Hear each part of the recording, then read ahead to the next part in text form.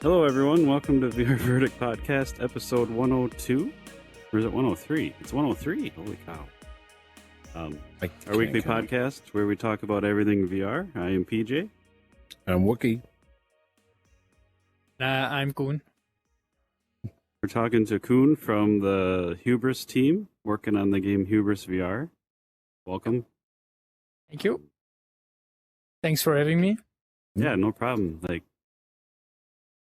You were kind enough to share a demo, and I gotta tell you, I mean, we talked on Twitter a little bit, but Hubris blew me away. I was not expecting what I was in. Nice. So my first question, you probably saw it on Twitter, was how the hell does this game look so good? For someone listening or watching, the game is on par with Half-Life Alyx and Lone Echo graphically, and you stole my heart because I love underwater things. And one of the first things you kind of do is go into some water, and I was just like, I'm at home here. So how did this happen? Well, it's actually I don't know if you know a bit of the background in our studio. So actually, Cyborn used to create movies. So we got this background history in creating 3D animated movies, which actually has the graphical quality because it's not real time. It's all pre-rendered. It goes quite far, especially the lighting and stuff like that. So we think it's super important for us that all those things match perfectly. And then at one point we actually did a tech demo in virtual reality about our own IP, because before that we were working on the movies. It was most of the times we co-productions with other studios, and then they got the script, or then it was a movie about something they liked. But in the meantime, we've always been working on Hubris since the founder actually worked on it for the past 20 years, but more on scripts and backstory and everything. So since the founding of Cyborn, it's his little project. So it was always there, and then we actually had the opportunity to create a tech demo about Hubris Universe on a big tech fair in Antwerp, and then we just created this super far pushed virtual reality experience. It was even with the leap motion still, because there was no default hand tracking, so we did a few nice things in there as well. And it was just a super, super well worked out environment in the Hubris universe. And we just went all the way there, on graphical quality. So it was a quite contained room. It was I think just as big as your studio. And it was a super modern, it was a loft type of thing. And then we went all the way on the lighting, on the models, on the shading. And we just spent a lot of time in making it look very nice, and then that was the base. And then from there on, we actually wanted to apply the nicety of the contained room into all the rest you were seeing. And then because we actually started our entire pipeline from, it needs to look this good. We spent a lot of time on, how do we need to do the lighting good? How do we need to the entire tech art pipeline, the shading and things like that. We just spent a lot of time on it, and then using Unreal Engine, and then always whenever they did an update, we were we need these features, so we always are updating as well. And I think at this point, this is more or less the farthest you can get in Unreal Engine. In the 4, because we didn't go to 5 yet, and then in virtual reality, I don't believe you can go a lot further without blowing up the entire engine. So we just kept pushing it. That's basically it. Yeah. Awesome. It is beautiful. The demo I think you gave me, you can kind of go through the whole thing in about half hour or so, and I've probably played 3 hours in there. I've done it 4 or 5 times. It's just nice.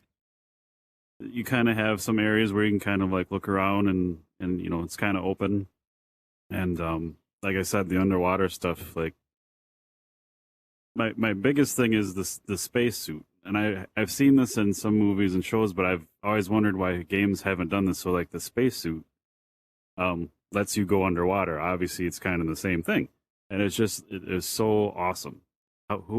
Where did you come up with that idea, or what was that from the start, or? No, actually, I think because we started demoing quite early at the start, locomotion was almost not done. I think that was 3 or 4 years ago. Everyone was like, "No, you have to do teleportation to move because else we get sick." It actually evolved quite quickly. Because now if you don't create a game without like the default locomotion, you're like, what are you guys doing? It's not immersive enough.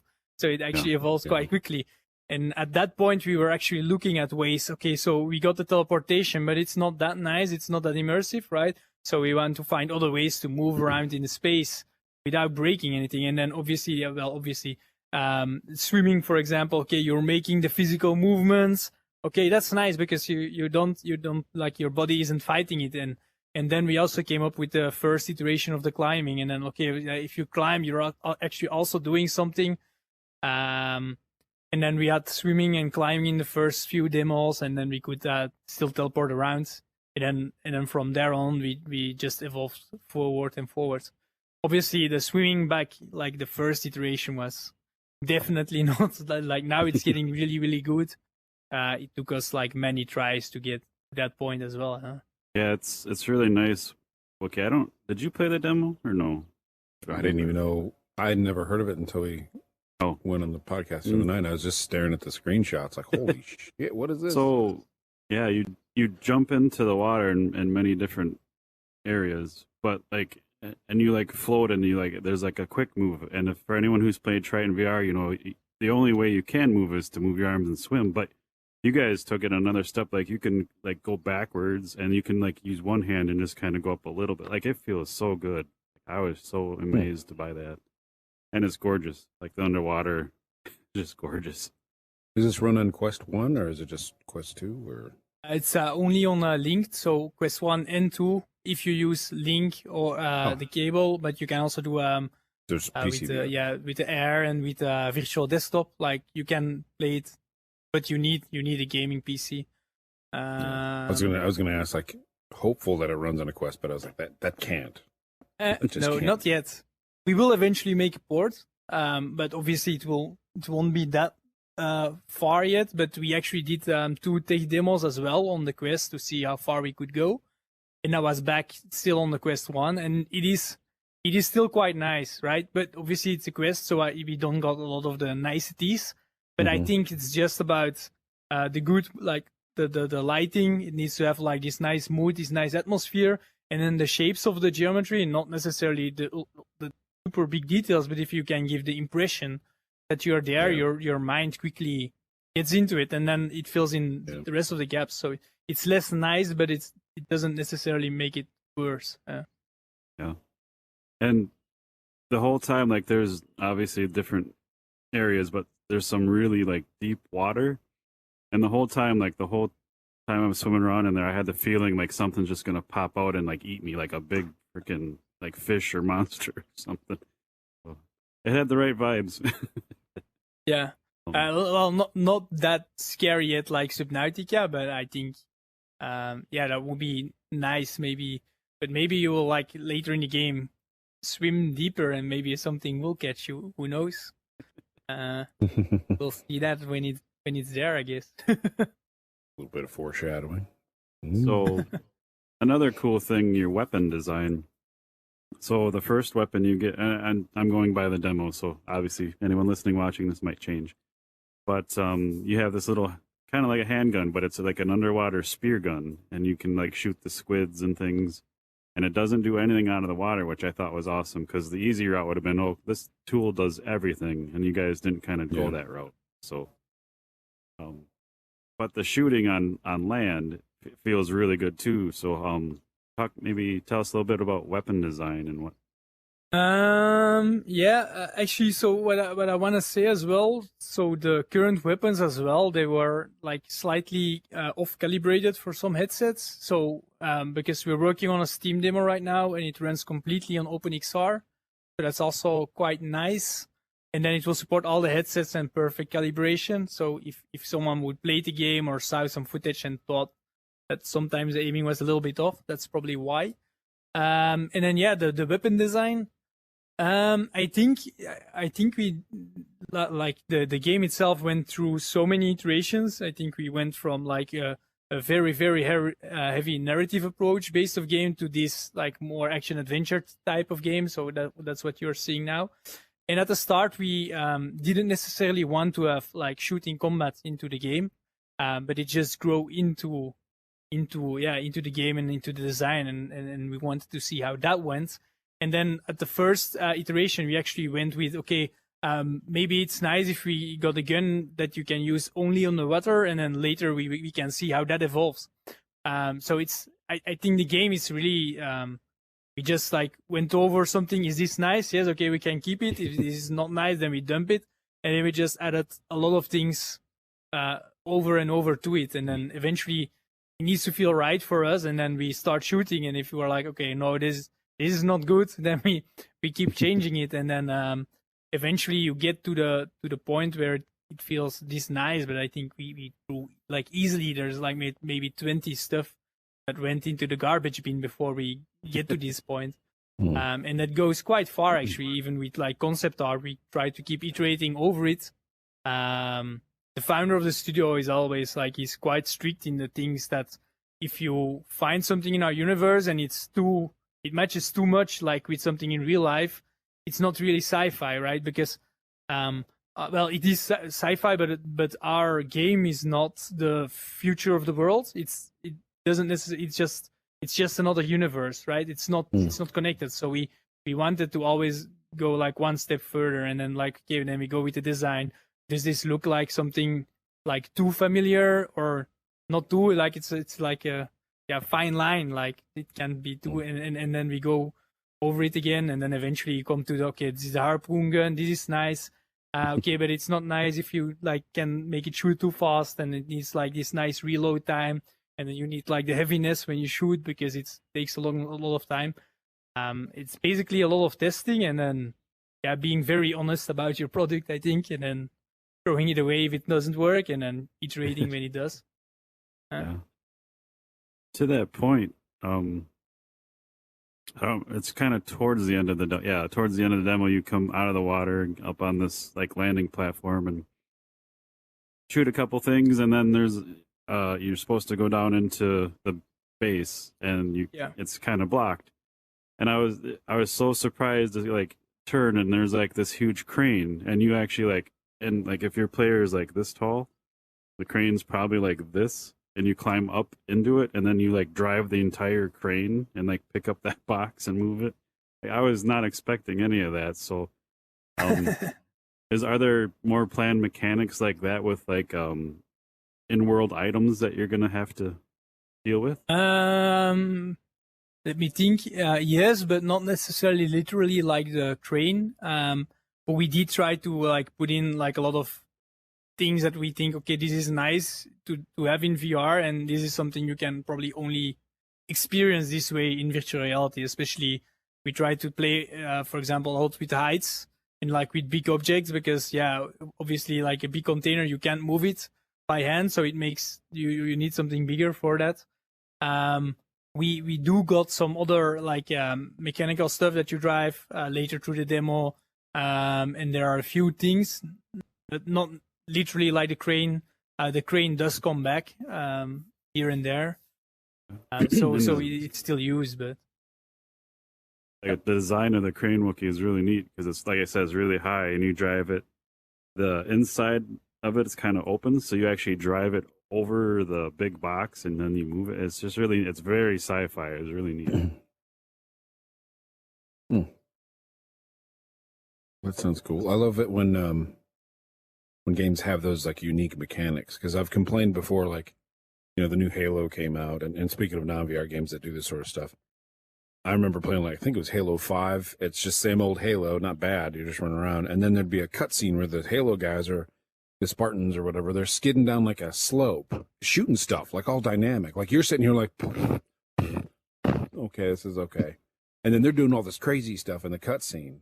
And it goes back to the same old, like, now I was falling asleep and then that cutscene happened. Like that would have been fun to do, a little mechanic to break things up or to be unique. And then I go back to, like, Grand Theft Auto 5 and Rockstar, they have a spot where, like, you're one of the characters on a shipping dock moving cranes and stuff or doing all this stuff. You only really do it once, but it's like they took that time to make it as immersive or just kind of unique as possible. Whereas Halo is just like, hey, wouldn't this be fun to do? Yoink, you can't do it. But, like, if you have, like, intricate things, like I want to go up in that crane or have to go up and then you actually, like, move it and control it, little minutia to get you, like, invested in the world.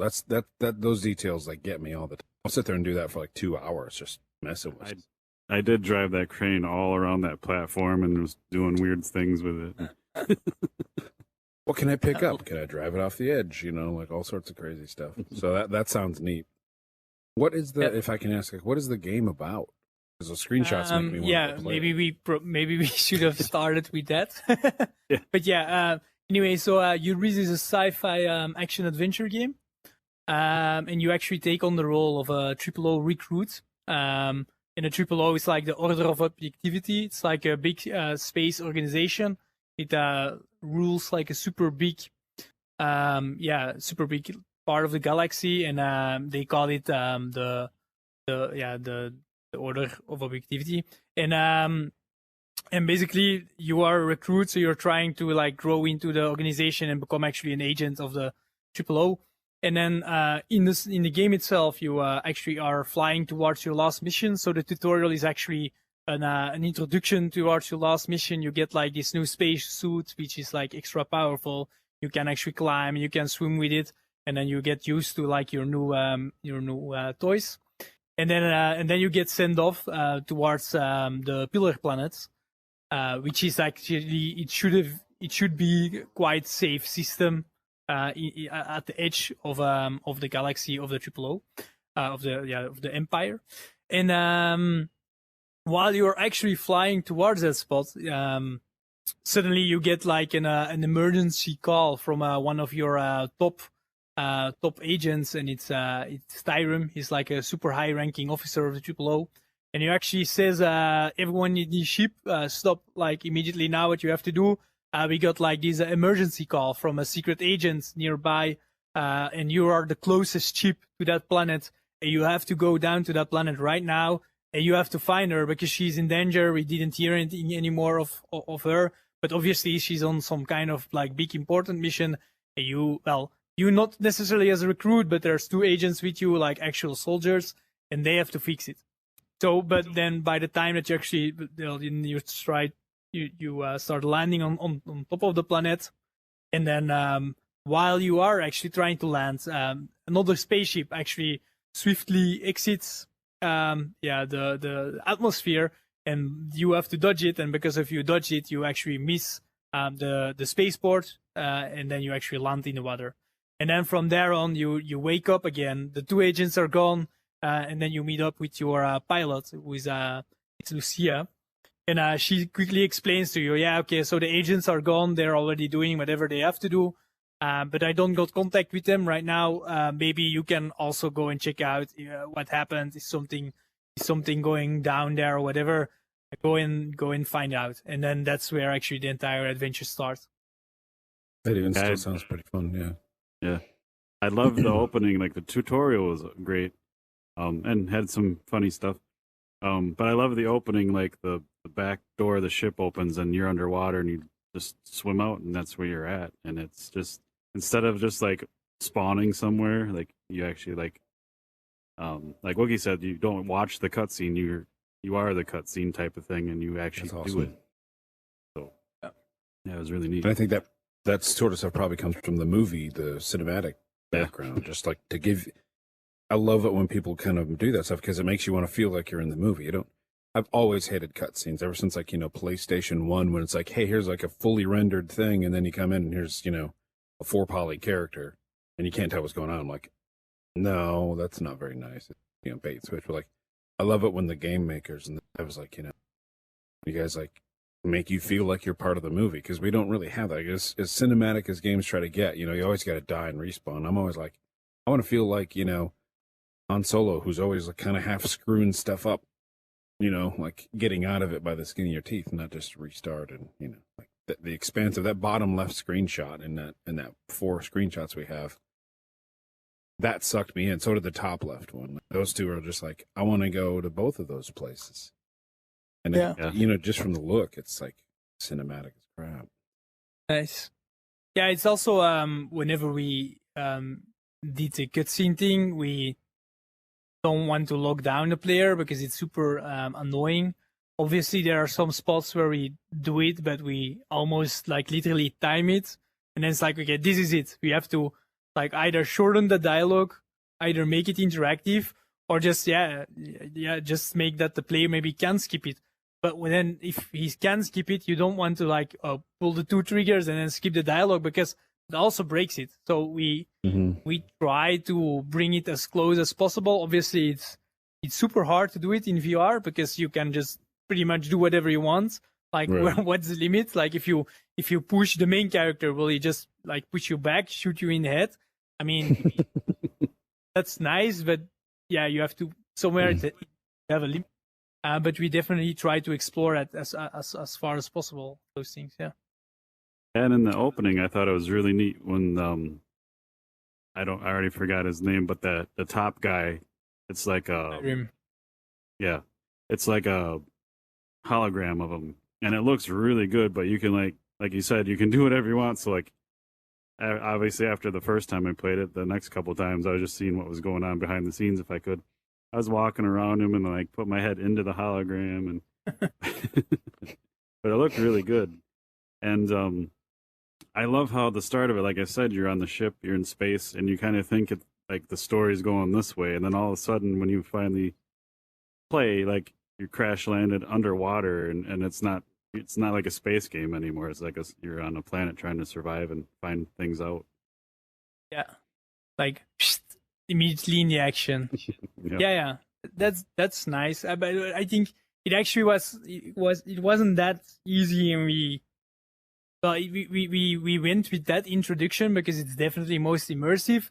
But it also like because some people got a very hard time the first time with the swimming and then the climbing. You immediately need to do so many things at the same time that it's sometimes a lot for some players. So yeah, it's a bit again like how far do we push this entire thing towards? Yeah, do you want immersion? Do you want like the super nice like linear curve in difficulty? But basically, you already get like almost the entire package thrown at you. And that I think, for example, that's a super good advantage from VR gaming compared to like desktop gaming.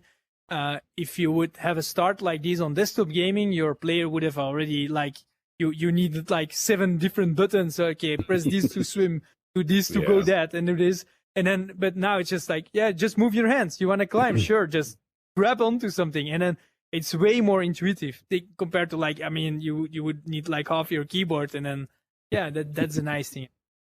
Yeah, totally. It's like. There was a game I first played on like Dreamcast, and it was like I think it was made by the Star Citizen dude way back, one of those spaceship games, and I loved it on Dreamcast, and the controls worked well, and I got it on PC, you know, later on for just to future-proof it, and I still have the map out for the keyboard, and it uses, I think, every damn key on the keyboard.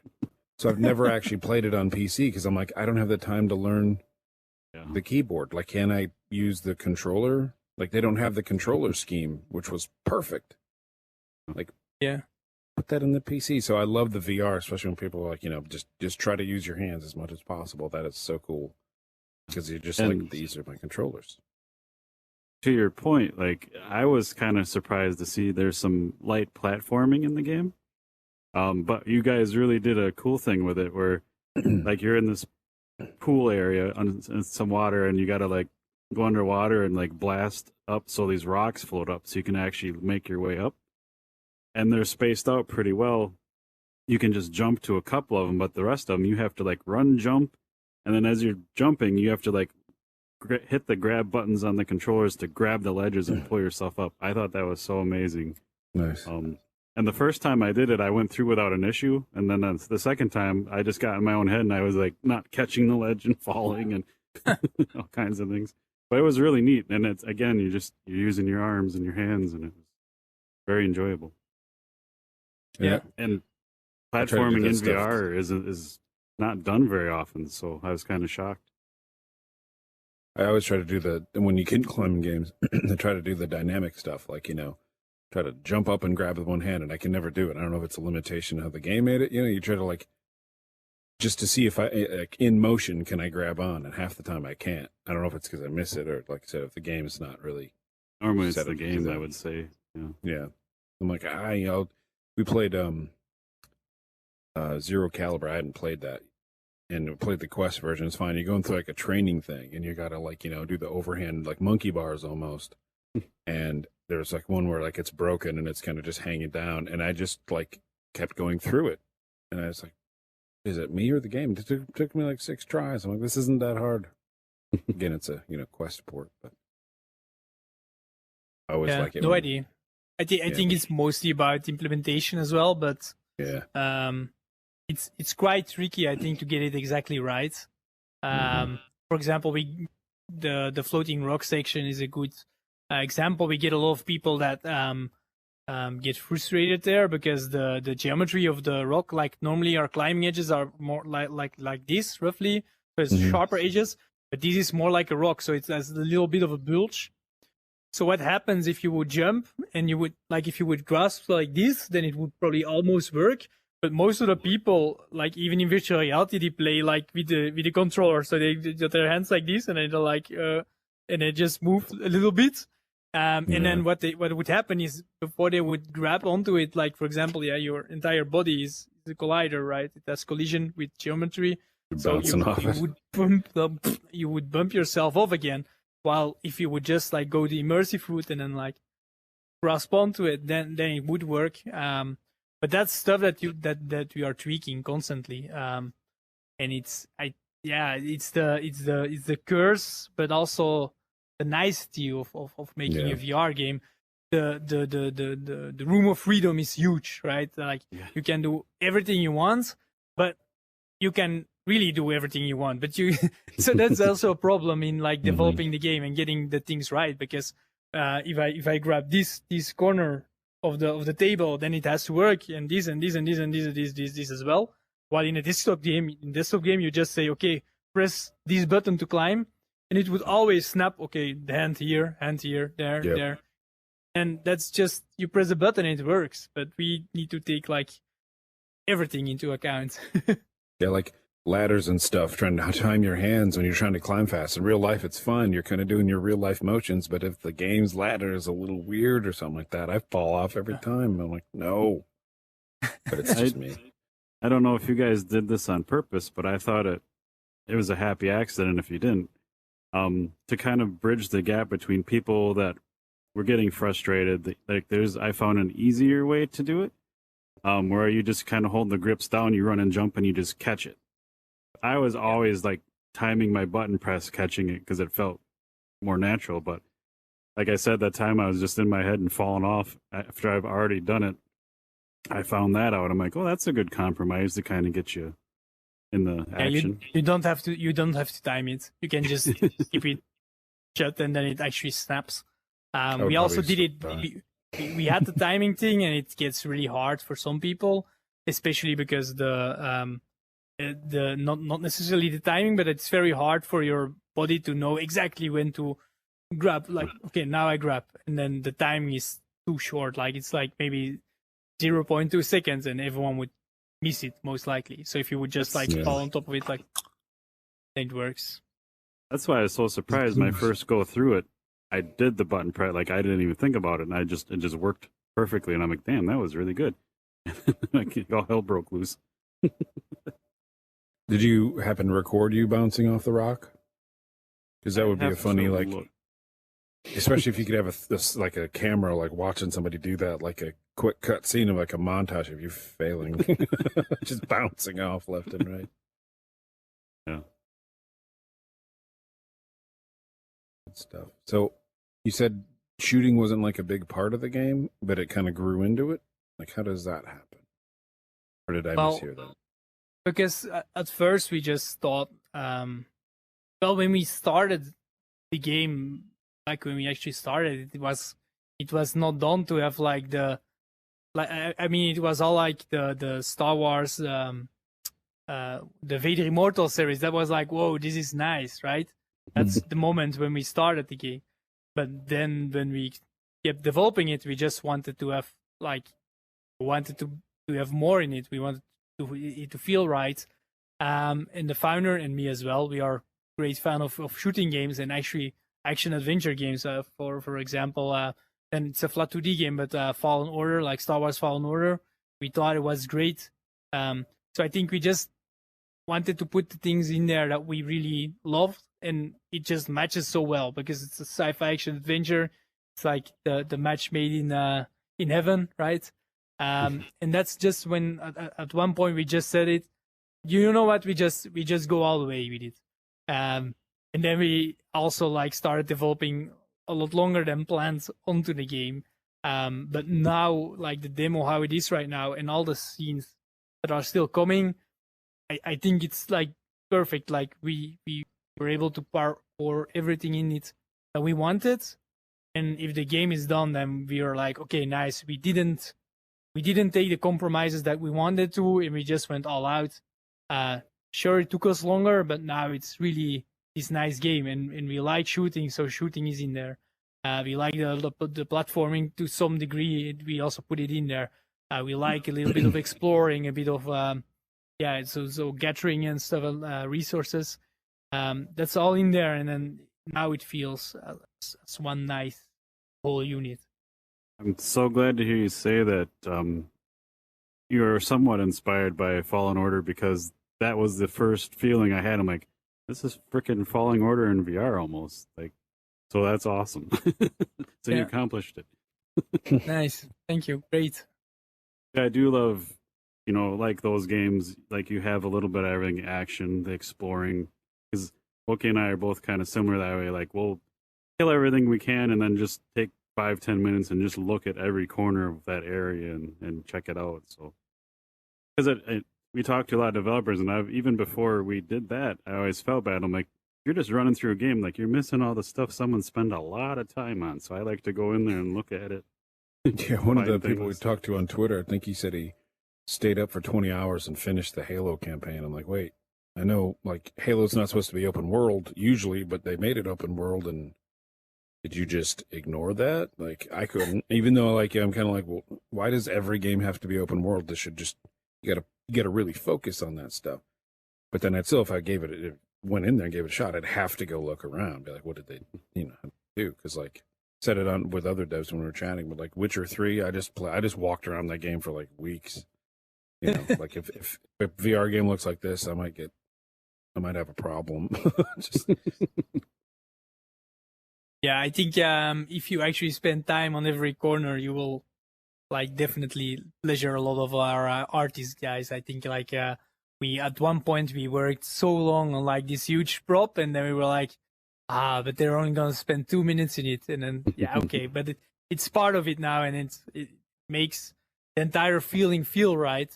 Yeah. And sometimes you just pass by, but if some other people actually do enjoy it, and they're like, oh, look at this nice, like, oh, it's such a nice piece of texture there. Okay, perfect. Mm-hmm. And then it's actually very enjoyable for the artists as well, because it's not like, obviously the gun is like always in the focus, but there's also a guy doing the foliage and the placing every small thing and texturing everything of it. So that's definitely nice to hear. I don't know if I think I did a live run of the demo, but I think the first time I played it, I was just recording it, and I should probably maybe clip that up. I audibly gasped 3 times in the first 10 minutes, like like I said, when you crash and you come out of the ship into the water. That was the first time, because I was like, oh my God, this is amazing.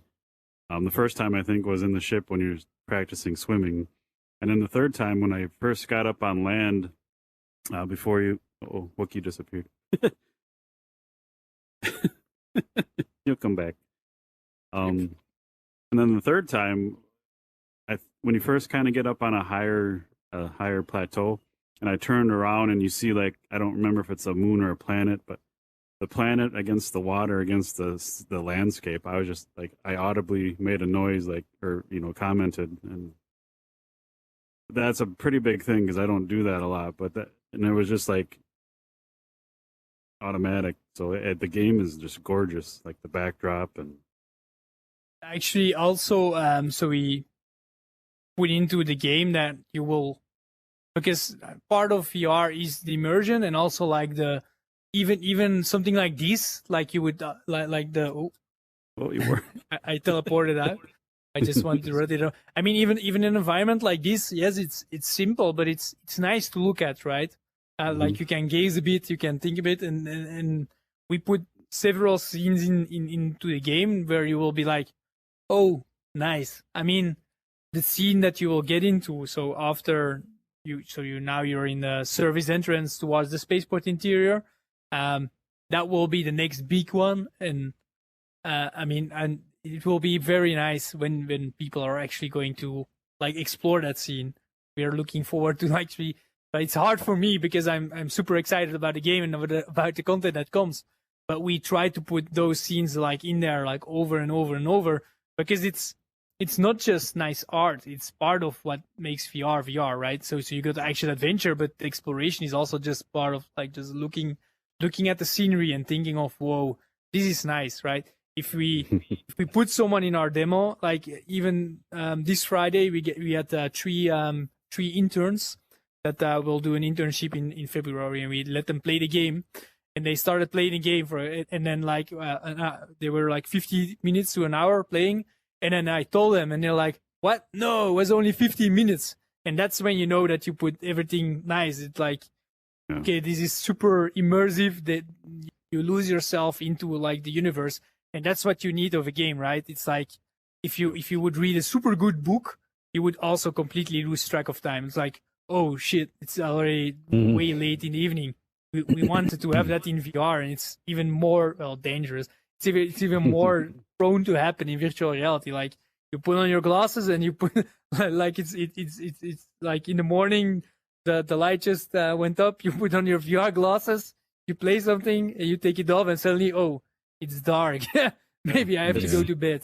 It's happened a lot to me. Yeah. And we've joked, but it's actually true. Like in this space, like you're saying, in the background, it's like a sunny day out, and sometimes we're in here till for a couple hours at night talking to people, and we'll take the headset off, and it's hard to go to bed because you feel like you were just out in the sunlight. So it definitely affects you. Yeah, definitely. Hi, welcome back, Wookie. Yo. So I think Wookie, obviously you guys probably know, but Wookie had a good point, like with you guys making movies beforehand, like how it affects the game and makes it better. I want to say the voice acting, I was really surprised on too. It was like top notch, really good, solid voice acting. So how hard is that to squeeze into a game? I think the hardest part actually is when we book the actors. You need to have your script ready, but actually when you implement all the dialogues eventually into the game, then you hear them into the gameplay, you're like, maybe we want to tweak it again, but then you have to schedule the actors again. So it's hard to take it into like the iterative process. But the demo itself like has been through a few processes already, where we like put in new dialogue lines or new parts, so it made more sense. But it's definitely not that easy. And I think if you got even a bigger production where you got like this entire cast of actors, right, then I can't imagine how hard it is to do it like right. But it's just in everything in a game, you just you go over it until it's right, and then that's mostly the trick. Yeah, I don't know. Put in time and effort, and eventually it will get where you want it to be.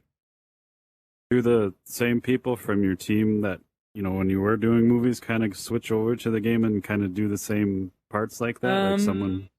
Not all of them, because the team kind of like grew dynamically. So when I joined Cyborn, that's almost 6 years ago, I guess. I actually started mostly on mobile applications. So we did a lot of mobile applications. We actually did some serious VR back then, like for companies and B2B. And then we also did some mobile games back then. And then we had like a smaller team, and then we had like a huge team working on the movies, because it's very labor intensive, especially animation. Like I think at one point we had like 35 animators or something like that, and they were just like frame per frame animation. I think they had like, because I didn't work with that team back then, so I don't know it exactly, but I think they do roughly like 2.5 to 3 seconds each day for one character. So if you got like a scene with 5 characters in there and you got like 5 minutes, you're already like, you lose like 2 or 3 months maybe, I don't know. They need to put so much effort in that. But so for example, those animators, they didn't stay because they are like so you got like keyframe animation, which is like the Pixar style, like it's very like, oh, I fall, like things like that. It's not the same as a game animation, because we need to be realistic. And then we also got our own motion capture studio, so we got that team still doing the motion capture, and then putting the people in the suit, knowing how to clean it up, how to do the rigging, for example. Like our technical animators, those stay, but then most of the team that actually worked on the movies moved on to other projects for now. But that's also because they want to work on movies, right? So I mean, we are in the game industry and we're like, oh my God, everyone wants to work on games, right? But they are like, no, I have to work movies only, because that's what their passion is at. So I think that's kind of, so the people that are kind of 50-50 that like games and like movies, they stayed with us, but the movie people, they just moved on. Yeah. That's interesting. So there's a big split between that. When I went to 3D animation school, and one of the instructors was like, yeah, you guys are doing the smart thing because you guys are going into movie animation. And like half of us raised our hands, like, we're going into game animation. We got like in a big philosophical discussion and stuff. I'm like, movie animation is great, but I would get bored. I would need the dynamic stuff. I'm really interested in that. I don't animate for a living, but I wanted to know the basics and the detail and all that. So it's like there's a right down the middle split as far as people I've met. It's kind of an interesting thing. Yeah. But it's definitely way different to animate for a movie as for a game. But I mean, both of those industries are super big right now. So I think you can just do whatever you like, and you will. That's great, I think. Yeah. It's always amazed me. I try to tell other people this that don't know. So I do like some audio editing, some video editing just for our podcasts and videos I make.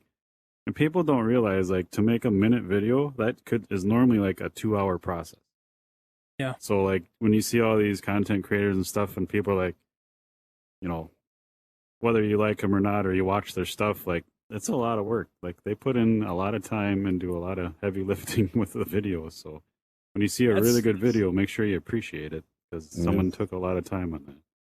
In general, with everything digital, it's very hard. It's very hard for people that are outside of the industry.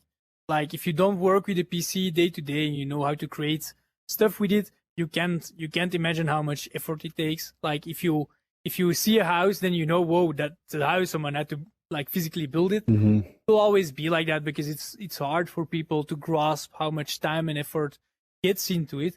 But it's basically the same, like the amount of time you put into something virtual. It would be, if you would build it physically, it would probably take you just as much of time, because you would just go over it and then you have to like layer everything nicely on top. Yeah.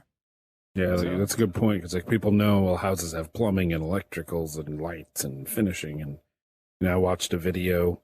I have a soft spot for modding that old Skyrim game, but I watched a video where, like, the top Skyrim mods for 2020 or whatever, and this funny lady was doing it, but like reviewing like 100 mods in one straight shot. And it's like, well, you got to get the game to work and then get the footage and have the footage be funny. Like, she's actually playing the game And like, how much do that video, the energy it took to take that video had to be like 800 hours just to get all that stuff. And then I'm sure some people are like, yep. If you don't like the content of the video, yeah, respect that technical stuff takes a ton of time to polish and everything. Like, there's a big leap between me farting out like what I could call a game and then, those screenshots over there. Like, I don't know how much time it's taking you guys to do those and get that feel, but that's a lot of time, folks. Respect it.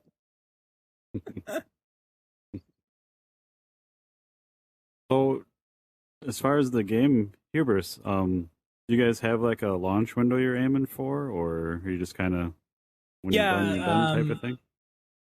So we are aiming first half of 2022. So it will be normally before summer. But obviously, I think it's also like taking consideration. I don't know how everything is coping, like with COVID, for example. But right now in Belgium, it's going way worse again. And then government sometimes says, okay, now we shut down everything again. And then, so yeah, we as a company, we have to we have to follow the flow a bit, right? So we try to deliver then, but obviously stuff can happen. Who knows, maybe suddenly there's the 7th variant and everything explodes.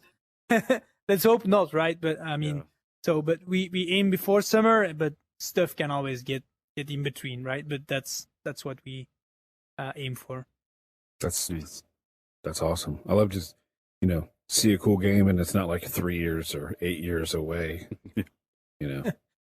Yeah, we've been working on it for 3 years, so it's about time to get it out. Yeah, that looks cool. Yeah, if you got a linked PC setup or VR setup, just like hit me up after this, and then I can give you an invite as well, and you can check out them. I do the link. Perfect. So as a team, you guys, is this like the only gaming project you're working on, or do you kind of like work on a couple other things at the same time, or? Yeah, so actually also like Hubris is our own project, but obviously we finance it with all the B2B we do. So what Cyborn also, like a very big thing that we do is like providing animation for other studios. So we got our own motion capture studio, but then we also like do the cleanup of that animation, and then like on top of that animation, and then we also do like quite some services, mostly art related to studios. For a project that soon will be announced, we did, for example, all the motion capture cleaning, and then another one we did, for example, we did effects even, and more animation. So it goes quite wide. But yeah, we pretty much do whatever we can aside from the game, and then we try to keep moving forward with the game. So that's also a reason why sometimes it might get delayed, because maybe something gets in between, and then it's kind of out of our hands. But yeah, so basically animation and then anything art related or in your game, we actually also do that. Nice. So I don't, Wookie knows better than I, but like, so I played the demo of Hubris, and aside from like, finishing levels and doing all that stuff, just as the state the demo is in, I'm like, if they release this tomorrow, and like, I would just love it. Like, it's that good. How hard is it to kind of find the balance? Like when you're like, okay, we got to push this out. It's ready enough. I know, because a lot of people are really picky, and they're like, they'll focus on one thing, like this has to look like this type of thing. How do you find that balance to know when to release or know when it's ready? Well, I think it's also hard for us because we're definitely way too perfectionist about some things. I think we sometimes have discussions about this like small corner where people just go by and they're like, oh, this is not good, and then someone suddenly spends another week on it. But I think, yeah, you have to balance it out as well. But I think the most important thing is actually when you, for example, for the demo, so everything you see there, I think it would be roughly 2 months before we actually released it to the public. We just said, this is it. We are not adding anything anymore, but whatever is in there, it has to be good. So then we went over it and over it and over it, and then we fixed an insane amount of bugs, and then an insane amount of quality of life, performance. Like we had like one of our technical artists just like went 2 months straight just in the stats log and then just made it smoother and smoother and smoother. So it's basically just, this is a product and now we have to make it good. And then a good analogy, maybe, for example, when you would order plumbing in your house, you like if you got your entire central heating set up, but like one pipe is leaking, then you will give the plumber one hell of a time that he did not fix that one pipe. That's the same with the game. Like if you don't put in the last 5%, people won't like it. And I think obviously it's like since it's our own production from our own company, we don't got the outside pressure yet. For example, I think a good example would be Cyberpunk. It's obviously like so much went wrong there, but I mean, the only thing that I can imagine is it's so sad for the artists and the developers that worked on there, because it's not their call. They were super passionate, and they just like, there are so many nice things about the game, but they get overruled by the bad things, and that's the hard thing. So basically, at one point you say this is it, and even if we don't put in all the niceties that we wanted, now it has to work right, and everyone of the team has to grasp it, that they have to finish like the last percentages to really push out that quality. That's a sad case. It's like what's there in the game is 90% good, but 10% awful brugs.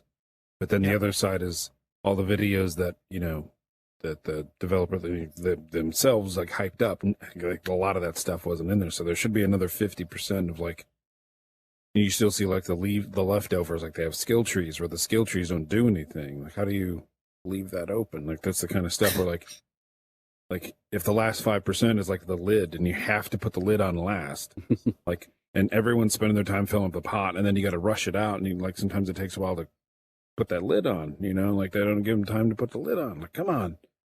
It's just, and it was only half full. So that's just a sad thing. But yeah, to your point, like, that's the first thing I think of, like the artists and all the background people who poured blood, sweat, and tears into it. And then, you know, that situation happens. It's like, that's got to be so hard. Some suits, because there's so much pretty stuff in that game. Like, like everything looks good. It's fantastic looking. And it's just like, it is so sad because, like, I got the game, you know, I love The Witcher 3, got the game, wanted to walk around in the world, and it's like, I'm going to just wait. Like, I don't want to, but I'm just going to wait a little bit. Yeah, it just calls above your head. And it's not in your control. So whenever you are a little bit in control, I think people should be happy that they can actually push stuff forward. And when you say you guys, you know, you do your own, however you said it, not funding, but you have pretty much complete control. That always makes me happy. So you guys can deliver the product that you want to and take your time on it for the most part. And that's just from my point of view anyway. Maybe it's different, but. Yeah, I mean, obviously we still need to finish the product. But yeah, it's our time that we eventually invested in it, and definitely nice. Yeah. Oh, as far as Hubris is concerned, what's your favorite thing over everything else as far as the game goes? Like, is it a mechanic, or is it a level, or? Well, it's hard to say because I made. What I do is I'm my title is lead developer, but I'm more like game director now, and so I come into a scene and then I just try to put in stuff there so that makes more sense, and then I try to polish it up together with the founder of the company, and then we just like go critically over it. But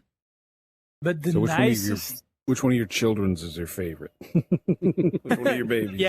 Yeah, that's really hard to state. I think later on when you get actually into gun-to-gun combat, that's nicer for me because it's more challenging.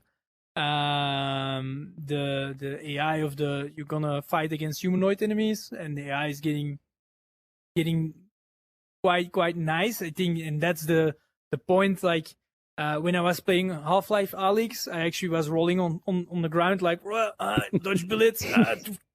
And whenever I'm in a situation that I get like tense like that, that's what I like most, and those scenes will be there. So you played, it was kind of building up towards it, and then eventually all hell will break loose.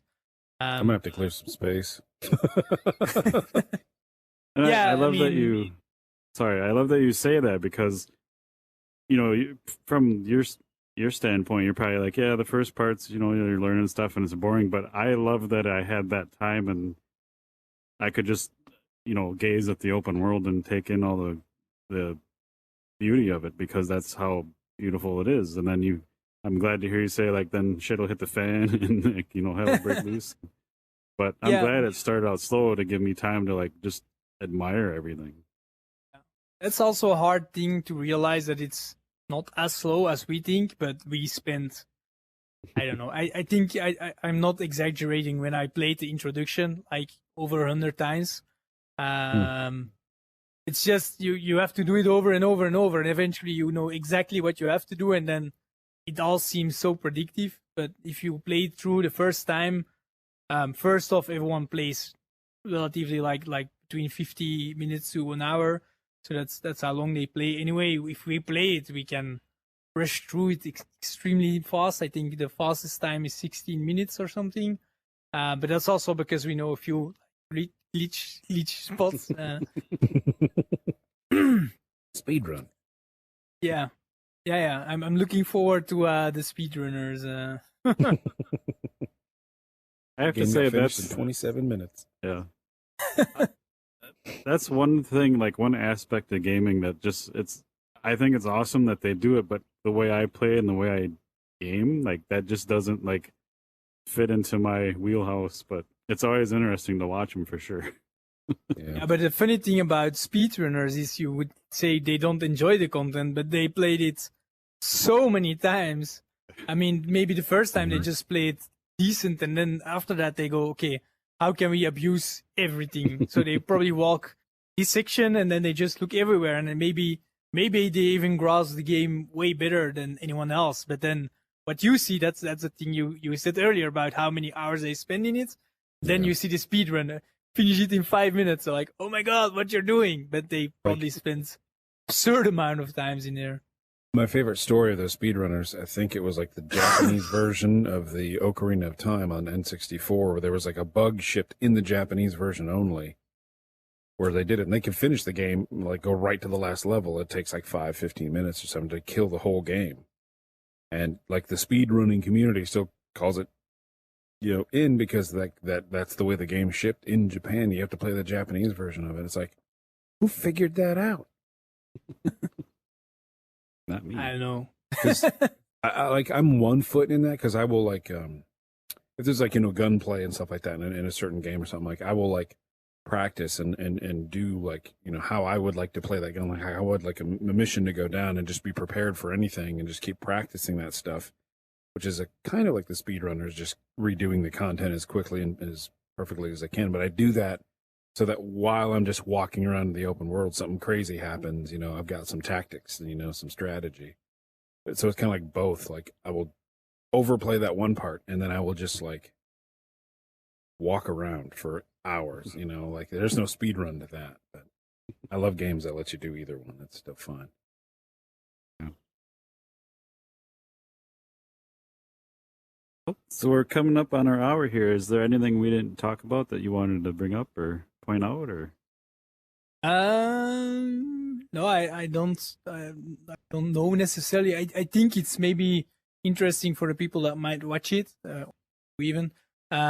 We try to be super active on the Discord, so whenever you actually do got a question, just pop there, ask the question, and then we'll probably answer it, and then that's probably the best way to reach us. Awesome. The number one question is going to be, can I put pink bunny ears on my spacesuit that I can't see because it's VR? If you imagine in your own head your own pink bunny heads, and you can And it's put already them there. wherever you like. It's no problem. That's funny. Well, anyone like we've had a couple people in here this week, and they've stopped and just like stared Yeah. at the screenshots. And if a screenshot can do that, and it's all devs, so if you can stop other devs in their tracks, that's a pretty good sign. Yeah. But I honestly, anyone say, hey, what games are coming up? Hubris is right on top of my list. Like I'm really excited to play the full release and get back into the underwater and keep going in that world, because it's the atmosphere is it's I'm older, so like the original Star Wars movies, like I literally grew up with them, and this kind of has like that feeling where you're kind of in that universe pretty much more than most other games I've played. Not to say it's like Star Wars, but you get the feeling like, you know, it's there and it's been there for a while, and you're like actually in it. So I think you guys nailed that. I'm excited to hop back in. Nice. Perfect. Well, we're also big sci-fi fans, and we are thrilled to bring a nice and like hopefully high quality sci-fi story to everyone out there, because that's just what we're excited about. So. And then real quick to that same point, while I was underwater, all I could hear in my head was Qui-Gon saying, "There's always a bigger fish." Like I was saying, I was always waiting for something to pop out and eat me, because there's squids and other things in the water, and I'm like, hey, if that's that big, what's going to come out and just swallow everything? Type of things. Everything is food for something else. So just don't follow the lights, right? Is there any of those like angular fish with the light bulb? Just don't follow them. Yeah. Don't go too deep. Make sure you always see the bottom of the lake. It's good advice. In real life and VR. Yeah. Well, thanks, man. I appreciate you coming and talking to us and sharing your game. Like, I'm so excited. It was a good time. Yeah. I'll find you guys on Twitter. I'll get that and I'll send you a message. Perfect. All right. Nice. Okay, what do? Do you like handshake? Bye-bye? Yeah. High five. Handshake. Yeah, you can't give fist bumps. They need to like fix the fingers that you can. Like... You can slap PJ. Yeah. I'm gonna leave you guys at it then. Right. Perfect, guys. Thanks for your time, and then yeah. Bye bye. Talk to you soon. Whoever listens with. Good luck when the release is coming. Get some sleep. Yeah, after the release maybe. Right. Perfect. Thanks, guys. Thanks. Ciao. Hello, everyone. That was Cohen from was it Cyber? I'm an ass. Anyway, links to the show notes, everything we talked about. Sounds like a super passionate group. The game is astounding. I'm not just saying that. Like, it's like I said, when Wookiee disappeared, I audibly gasped 3 times in the first 10 minutes, and that's not normal for me, so it's pretty epic. Definitely check it out when it comes out. I never even heard of it, so I love those silent releases where they're not like, let's build a hype train and then let's let everybody down. You know, like they're just doing what they love. You can tell by those screenshots. Like, I hope the feeling I get from the screenshots, my brain will like big things up. I'm like, oh, that looks like it's going to be here. And sometimes I have to, work with those expectations and stuff. But like, if the game feels like what you guys say it feels like, that's fantastic. That's what VR is made for me. Like, take cool gameplay, all this stuff, make it better, and then make it like you're in a movie. Because then, who doesn't want to be Han Solo? I love that. Just put your game out, prove that it's good, not just hype it up. My headset battery warning popped up, so I'm going to move the PC camera up to the screenshot so you get a better look before we go. But thanks everyone for hanging out. Again, thanks to Spatial Ape for letting us do the podcast in the space in VR. It's so much better than audio only. Definitely come check us out. Join our live audience. Be part of the conversation. Do it. Otherwise, watch us on YouTube or Facebook, or say hi on Twitter. In the metaverse.